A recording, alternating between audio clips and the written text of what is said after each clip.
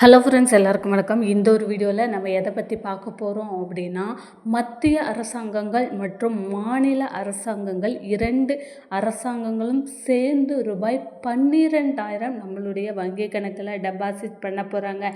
So இந்த 12,000 ரூபாய் அப்படின்றது யார் யாருக்கெல்லாம் கிடைக்கும், இதற்கு நம்ம எப்படி அப்ளை பண்ணுறது, இதற்கு தேவையான ஆவணங்கள் என்னென்ன, யார் யாரெல்லாம் இந்த 12,000 கிடைக்க தகுதி உடையவர்கள், எப்படி மத்திய அரசாங்கம் இந்த பணத்தை உங்களுக்கு ரிலீஸ் பண்ண போகிறாங்க அப்படின்ற இன்ஃபர்மேஷன்ஸ் இந்த ஒரு வீடியோவில் நான் உங்களுக்கு முழுமையாக சொல்லியிருக்கேன். ஸோ வீடியோவை கடைசி வரை பாருங்கள். அதற்கு முன்னாடி நம்ம சேனலை நீங்கள் ஃபர்ஸ்ட் டைம் பார்க்குறீங்க அப்படின்னா மறக்காமல் ஒரு சப்ஸ்கிரைப் பண்ணிட்டு பாருங்கள். அப்படின்னா தான் இந்த மத்திய அரசாங்கங்கள் மற்றும் மாநில அரசாங்கத்துடைய தேர்தல் வாக்குறுதிகள் அப்படின்றது உங்களுக்கு உடனுக்குடன் நோட்டிஃபிகேஷனாக வரும்.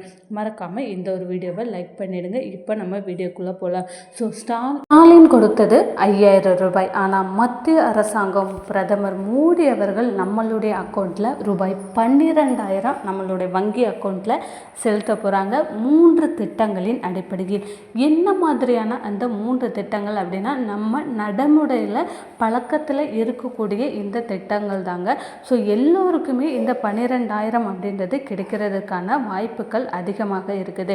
ஸோ எப்படி ஸ்டாலின் அவர்கள் 3 மாத மகளிர் உரிமை தொகை ஒரு 5,000, அதாவது கோடைக்கால ஊக்கத்தொகை 5,000, 3,000 மகளிர் உரிமை தொகை இந்த மாதிரி கொடுத்தாங்களோ, அதே போல் மத்திய அரசாங்கம் நிலுவையில் உள்ள பல்வேறு மானிய தொகைகளை நமக்கு விடுவிக்க போகிறாங்க.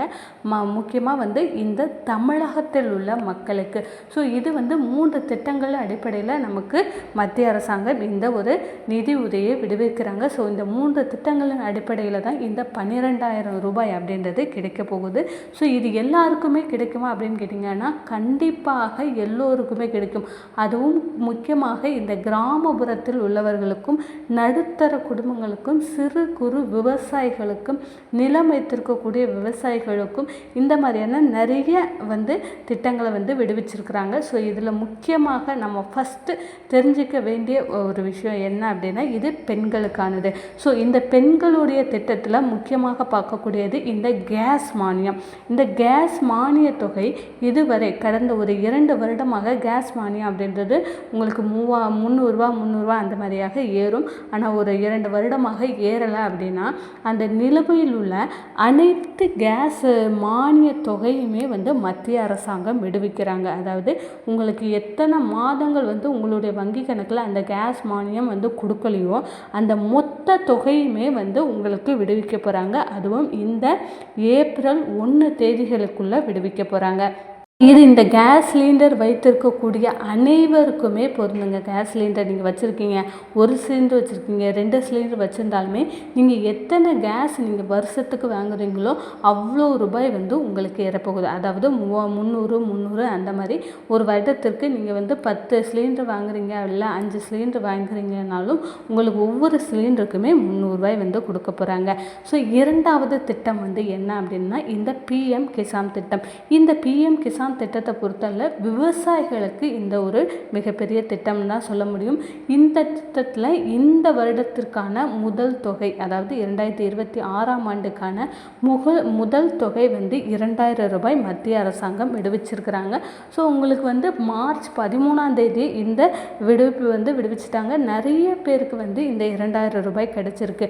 ஆனால் வெகுவாக ஒரு சிலருக்கு இந்த 2,000 ரூபாய் அப்படின்றது கிடைக்காமலே போயிடுச்சு. ஸோ அப்படி கிடைக்காதவர்களுக்கு நீங்கள் என்ன செய்யணும், அதாவது எப்படி மீண்டும் உங்களுக்கு அந்த 2,000 கிடைக்கணும் அப்படின்னா, நீங்கள் EKYC அப்படின்றத அப்டேட் பண்ணுங்க. இந்த EKYC அப்படின்னா என்னங்க அப்படின்னு கேட்டிங்க அப்படின்னா, இந்த உங்களுடைய நில ஆவணங்கள், Aadhaar card, voter ID, bank passbook, அதற்கப்புறமாக உங்களுடைய வங்கி பாஸ்புக், உங்கள் ஃபோட்டோ, இது எல்லாத்தையுமே எடுத்துகிட்டு போயிட்டு அரசாங்க சேவை மையங்களிலோ இல்லை தனியார் சேவை மையங்களிலோ சென்று நீங்கள் உங்களுடைய இந்த பயனாளராக PM கிசான் திட்டத்தோட பயனாளராக இருக்கிறீங்க இல்லையா, அந்த ஒரு அப்டேட்டை நீங்கள் புதுப்பிச்சுக்கணும். எல்லா டாக்குமெண்ட்டையும் நீங்கள் அப்லோட் பண்ணீங்க, மறுபடியும் நீங்கள் அப்லோட் பண்ணீங்க அப்படின்னா அது ஆட்டோமேட்டிக்காக உங்களுடைய தகவல்கள் எல்லாத்தையுமே எடுத்துகிட்டு உங்களுக்கு நிலுவையில் உள்ள தொகையை கொடுக்க போகிறாங்க. அதாவது நிலுவையில் உள்ள தொகை வந்து ஆட்டோமேட்டிக்காகவே உங்களுடைய வங்கி கணக்கில் வந்து விழுந்துடும்.